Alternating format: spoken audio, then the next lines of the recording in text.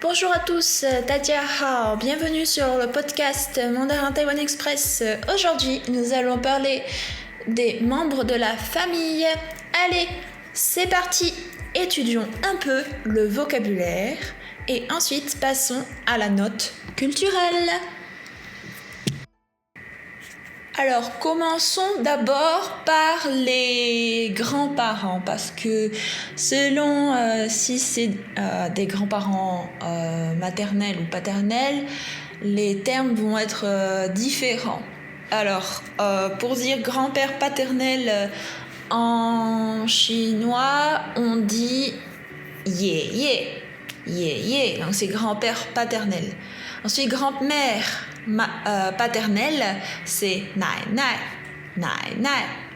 Ensuite, il y a aussi la grand-mère maternelle, on dit wai po. Au grand-père maternel, c'est wai gong. Donc, il faut savoir aussi qu'à Taïwan, la grand-mère paternelle, on l'appelle ama.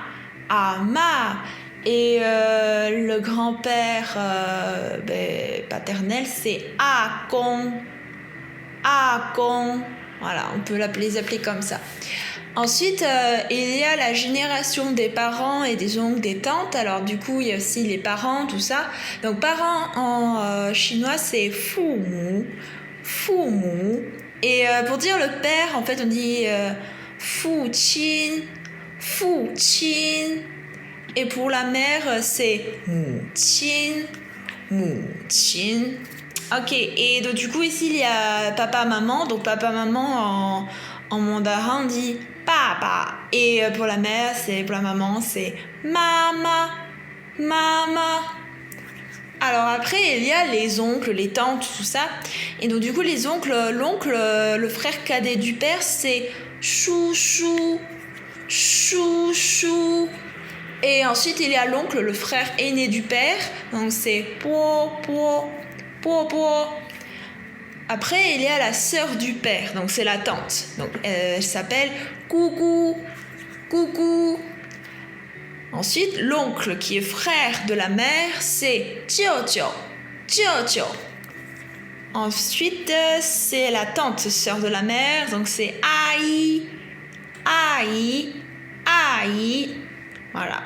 Alors maintenant, on continue sur les cousins, les cousines et la fratrie.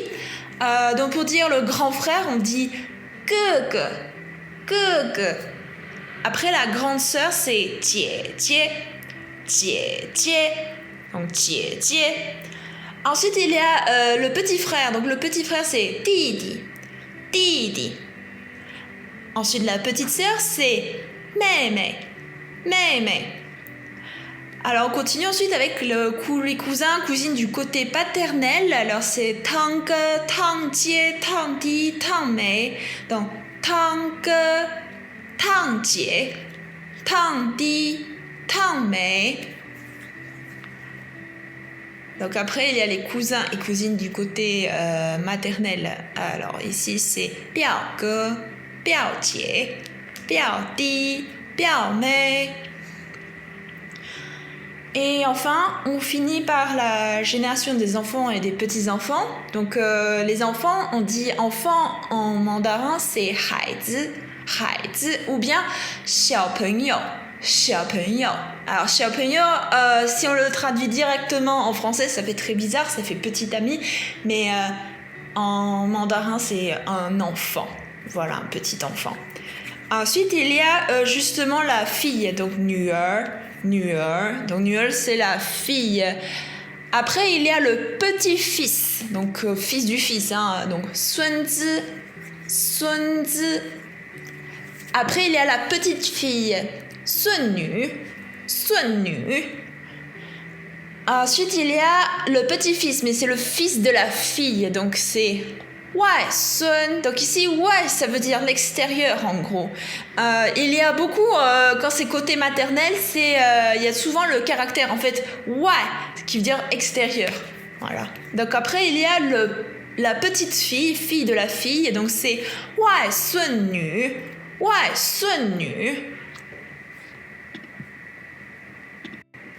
Alors maintenant, passons à l'aspect culturel. Il faut savoir qu'à Taïwan, les valeurs confucéennes restent très enracinées, surtout au niveau de la famille, donc dans le respect des aînés, le devoir envers les parents, le devoir envers les parents. Par exemple, les enfants, souvent, il y en a beaucoup qui vont vivre avec leurs parents ou près d'eux-mêmes à l'âge adulte.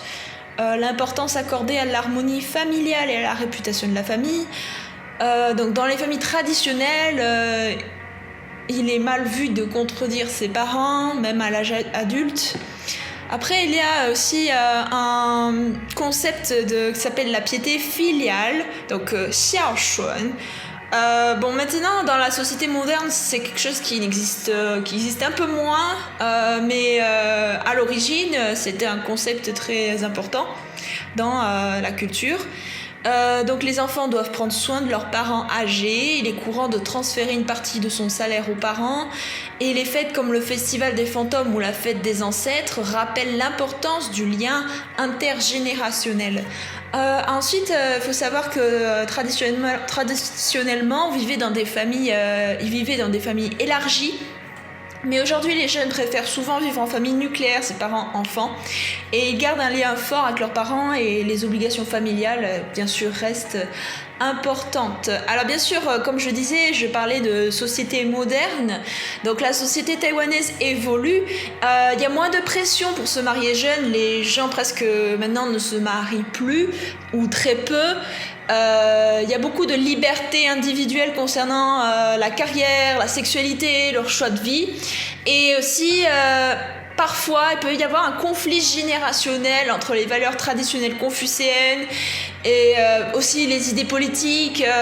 Par exemple, je sais pas, les personnes âgées taïwanaises, elles vont plus être traditionnelles et être à vouloir justement soutenir le parti nationaliste, alors que beaucoup de jeunes... il y a aussi des jeunes qui soutiennent le parti nationaliste, mais il y en a aussi qui justement soutiennent le parti indépendantiste. Bien sûr, il y a aussi les valeurs modernes comme l'indépendance et l'autonomie, tout ça. Donc, certaines jeunes femmes peuvent subir des pressions pour faire honneur à la famille par le mariage, alors qu'elles souhaitent vivre plus librement. Mais après, ça dépend des familles, quoi. Maintenant, c'est très...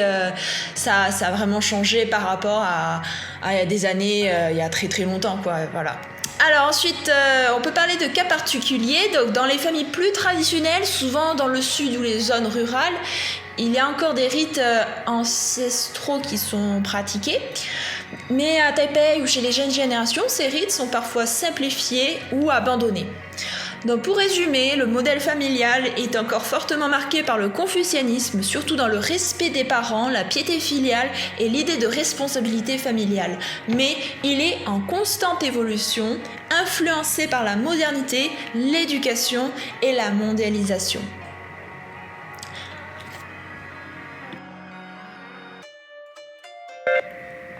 Maintenant, étudions quelques phrases utiles dans le quotidien. Alors, si tu veux savoir si la personne est célibataire ou mariée, on peut dire d'abord, si la personne est célibataire, on peut dire « ni dan shen ma ». Ni dan shen ma. Et si la personne, si tu veux savoir si elle est mariée, on peut dire « ni jie huan le ma ». Ni jie huan le ma. Après, on peut demander si elle a des frères et sœurs. Donc, 你有兄弟姐妹吗？你有兄弟姐妹吗？ Ou encore demander combien elle a de personnes dans sa famille. 你家有几个人？你家有几个人？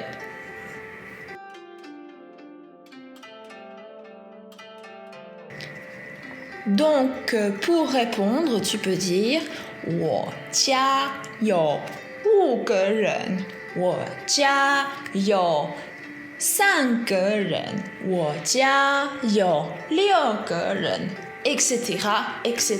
Ça dépend du nombre de personnes que tu as dans ta famille. Et bien sûr, après, tu peux préciser. Dans ma famille, 我家有我妹妹，我哥哥，我的外婆，等等等 etc. Voilà. Ce podcast touche à sa fin. Le sujet touche à sa fin. Donc la prochaine fois, nous parlerons de la culture du thé à Taïwan parce que récemment, je participe à des cours de cérémonie du thé et donc j'apprends aussi également du vocabulaire en rapport avec le thé et nous verrons ensemble les différents types de thé à Taïwan. Voilà, c'est tout pour aujourd'hui. Je vous souhaite une agréable journée et comme on dit à Taïwan, bye bye, 再见